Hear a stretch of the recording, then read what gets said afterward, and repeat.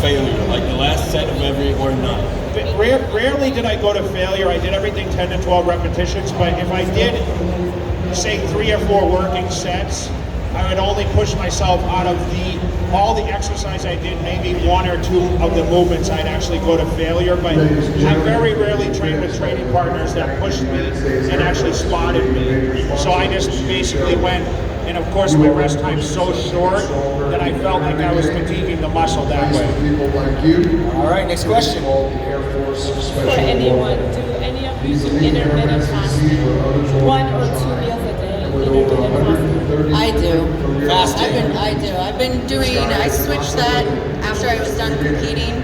I'm more productive that way, so I've been doing the 16-8. I started eating about, like I haven't eaten yet today, so I'll start around like noon, 1 o'clock. I find it so much easier, so much more productive, and my energy levels are way higher. And that's like what I read before going into it. So I've been doing that for about 3 years. We both kind of started that, and I just feel fantastic. I can't say it's like the best way to go right now for me. It just works for my lifestyle, and eating like, usually I eat like twice a day, and I'm good. Yep. And Kevin, what did you eat today? Are you a firm believer in fasting? And did you fast when you were bodybuilding? I didn't eat anything. You haven't had nothing to eat today. I don't like eating that much. But you used to. Not really, no. What a typical day when you're getting ready for the Olympia, how many meals did you eat? 4,800 calories. I have no idea what that looks like. Is that 5 meals? 2 meals? 6 meals. Fish, rice, and broccoli. That's it. I think, Branch, you probably have a different story when it came to eating your meals. How many times a day were you eating for the Olympia? Many as possible. As many as possible. Is that like calculated on the time, like every 2-3 hours, or? Yeah, man, it would usually start about 6 times a day, and I would grow into a contest, so I would actually put on size and everything as I got ready for the competition. So I would start with 6 meals and then for probably 7 or 8 meals. Johnny, is that the same for you? 6-7 meals? Yeah, 6 meals. And I'm a light eater also, not a heavy eater, so I have to force some of the meals into me because you have to do it. Okay. Hany, how many meals did you have today already? None, actually. I actually do a fast where I do the same thing that Dana's doing, actually.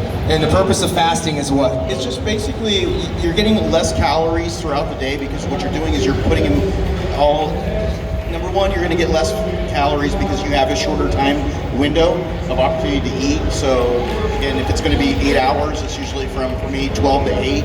And what I try to do is just, I feel better, and then I also do my fasted cardio. I'm a firm believer in fasted cardio. Is that philosophy recommended for an Olympian, training for the Olympia, to fast? Yeah, well, we didn't do fasting. We did fasted cardio, and then we would get immediately a meal in right afterwards. Explain fasted cardio, some of us don't know. So fasted cardio is basically when you wake up, you don't have a meal, and you get right on the cardio equipment. How much time? Usually anywhere for starting off about a half an hour, and sometimes going up to an hour, depending. But between a half an hour and an hour, right when you get up, pop a couple of fat burners and get on the, whether it's a treadmill. I mean, Jay had a step mill in his garage, so. What's the logic? The logic is your blood sugar's lower and you're gonna get into higher amounts of lipids, so you're gonna burn more body fat. And it also, for regular people, I like to put fasted cardio in their program because it also starts their day out right. So when you start down doing cardio, it really helps blunt your appetite and you make better decisions throughout the day when you're making decisions on what to eat because you just got them doing cardio, so you don't wanna negate that. So it's a couple of different things going on. You speed up your metabolism, you also make better decisions in terms of the rest of the day. All right, we got another question over here. You gotta speak into the mic. Hey guys, how you doing? Johnny, I watch you guys' videos religiously. I love the intensity. It really gets me motivated on days that I'm really tired. I appreciate that a lot. My question was, I saw a video about you, Brad. You said that when you were cutting down, you were still eating like beef. I was just wondering, like, how much beef were you eating in that cut? Because most people like eat tilapia, chicken. I didn't eat a lot of beef. If I did, I would eat it in the morning for breakfast. Usually what I would do is I would eat bison. And with bison, it's much leaner, than beef. So I dieted a lot on bison when I was doing my meal prep. And the bison, he caught himself or killed himself. True.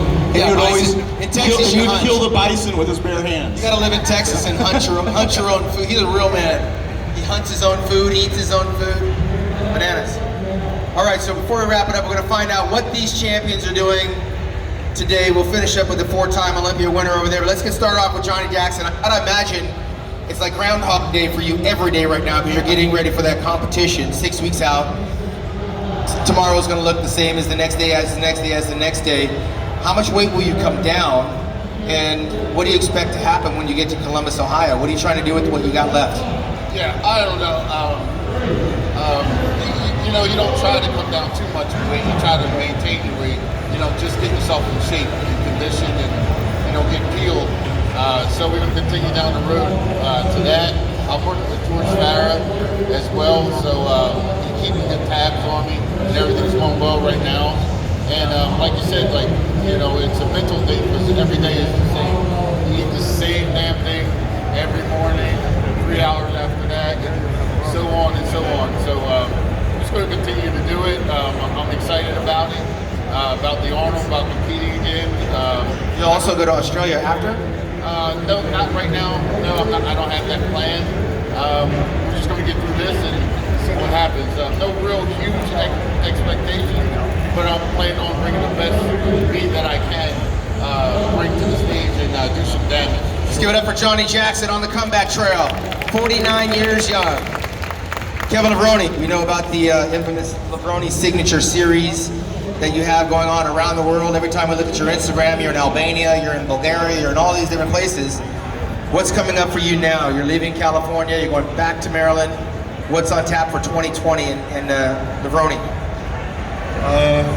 Just right now, collectively getting all the information that we need to come into Canada and bring the brand into USA. You know, so it's been 5 years, and I think it's about time now. But you know, we're just trying to strategically plan and do things smart. You know, that's about it. You know, put my focus on my son, and he's going into high school next year to play football. So one of my main focuses is, you know, just being a good parent, good role model for him and everything. So he follows everybody up on the stage and the sport of bodybuilding and everything. Jay made a video for Gabe. So, you know, it's just, what was the video? He just, he went to play at the Crab Bowl for Gonzaga as a private high school. And my son's not even in high school yet, but they invited him to play on the team. Gonzaga High School is like number 10 in the nation, actually, the whole United States. So he plays as a wide receiver, and they did really good, man. They ended up winning, you know. So we'll see what happens. I tell him, don't even worry about being a bodybuilder, man. Do your thing. So just inspire not only my son, but everybody that we possibly can. You know, you know, Shawn, you're inspiring. This guy's inspiring. Branch is inspiring. I see Branch. All I see is a lot of hard work that this guy put in. Jay sitting over there looking like a bill of hell. Look like he can walk out on a Miss Olympia stage and do a comeback, right? He just might. Looking great. So still young. Huge inspirations. Congratulations to Jay. I see him overseas and everything, doing really well with his line. And I'm just grateful to be a part of the whole, everybody here, and Dana, and you know, Hany and I, we had some deep talks and stuff. So it's just great to be here, man. I thank God, you know, for my health and strength. So that's about it, Shawn. Hall of Famer Kevin Levrone. You can tell he's getting old, speaking all those wise words. Branch, Johnny's making a comeback. You've got a few battle scars. Last time I saw you a while ago, you had your arm in a sling. You already mentioned the quadricep tear. What's next for you? Man, I'm just gonna train with him for the next 6 weeks and cheer him on. And we got my company Wicked Cuts over here, just behind the. Yeah, his booth is right there. Right here behind everybody. So gotta stop by and say hello, get a sample, and got a couple shows up back home on February 22nd at the Texas Legends in Fort Worth, and my big show, big expo like this, I have in Houston in June, and just staying busy, man. Still working for Gasp and traveling the world. And but let's not gloss over your shows. He has 2 NPC shows. What's the first one? Texas Legends. It's February 22nd in Fort Worth. Okay. And then June 13th, the Branch Run Classic in Houston. It's we've got 11 events plus the Expo and the show, and we usually get 500 plus competitors in the NPC show. Yeah, doing very well. All right, Branch Warren and Miss Dana Linn, first women's physique champion ever. first women's Olympia winner. What's going on in 2020 with you?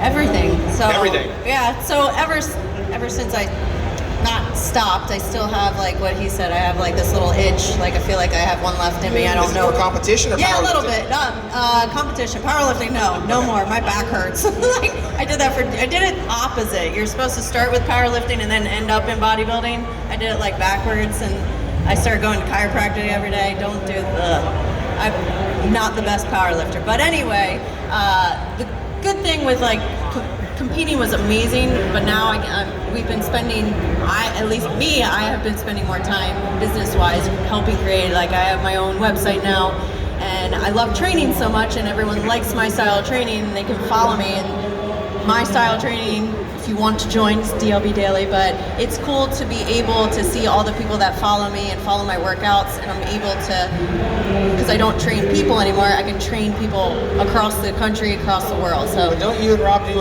like a camp or something at your place? yeah, we used to do camps. We moved to Montana 3 years ago, so we haven't done camps, but we still own our gym and warehouse, our warehouse gym in Pennsylvania. So we're just keeping busy. Flagner Phil, our supplement line, the gym, website, music.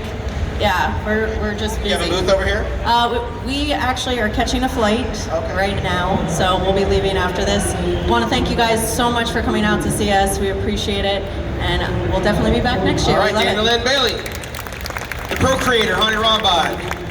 So we're still wondering whether Phil Heath's coming back, so we don't know if you're working on that. But Hany Chupin, you said yesterday, will come back to compete at the Olympia, which there was a rumor he wasn't. You confirmed that he is. I think you're the one that created that rumor. No, I just you're the only person. No, man, I'm traveling the world. I'm hearing traveling things. the world. So Hany's over in Iran, and there's a whole lot of stuff going on over there. And he barely made it in for the Olympia and wound up placing third place. So a lot of speculation that he's going to go through the same hoops trying to get back to America. You're confirming that he is definitely going to be in Las Vegas. I'm confirming that we have every intent for him to do a Las Vegas. So again, there is political hoops that we have to jump through. It's not easy to bring him out here, but it took 4 years and we were able to get him out. But we have every intention for him to do the Olympia. He is qualified, obviously, and he has every intention to get back on the And Phil Olympia Heath's stage. still a question mark. You can't answer that. Phil Heath has to answer that. It's not about the 400 grand that Jay and I were talking about. He was making 200 grand when he was winning the Olympia. Now it's 400 grand. But for Phil, it's not about the money. It's about the, you got to dig deep. To win 7 Olympias, he's proven a lot. At the end of the day, he's got to decide what the motivation is and how he wants to put it out there when he does decide if he wants to do it. Is he training like he's... He's still training. Okay. He's still training. And, he's very dangerous. So everybody knows that you can't sleep on Phil. All right, So, you have an Evogen booth over here somewhere? absolutely, Right back there at straight the ahead. entrance. Just look at the... All right, Hany Rambod giving out free protein packs at the Evogen booth. Jay Cutler, bodybuilding's been very, very good to you. One of the most notarized bodybuilders with 4 titles, 3 Arnold Classic championships. You won 3 Hummers. You won 3 Hummers from Arnold Schwarzenegger. And now you're traveling all over the world like Kevin Levrone as an ambassador. You got the Jay Cutler Classic coming up April the 11th. What else is going on tap for you in 2020? I do a lot, and everyone that follows me know that I do a lot of different ventures. I promote 4 shows, supplement brand, clothing, all that stuff. But I just want to say, you guys sit here as an audience and look up at us on this stage, and you see a lot of achievements here. But it all started from a place where you guys are, a lot of you people competing, trying to get to a certain level. But I admired all you guys, including Shawn Ray. I watched him in the magazines. Kevin Levrone, first pro show I competed in. I was stood backstage. He comforted me.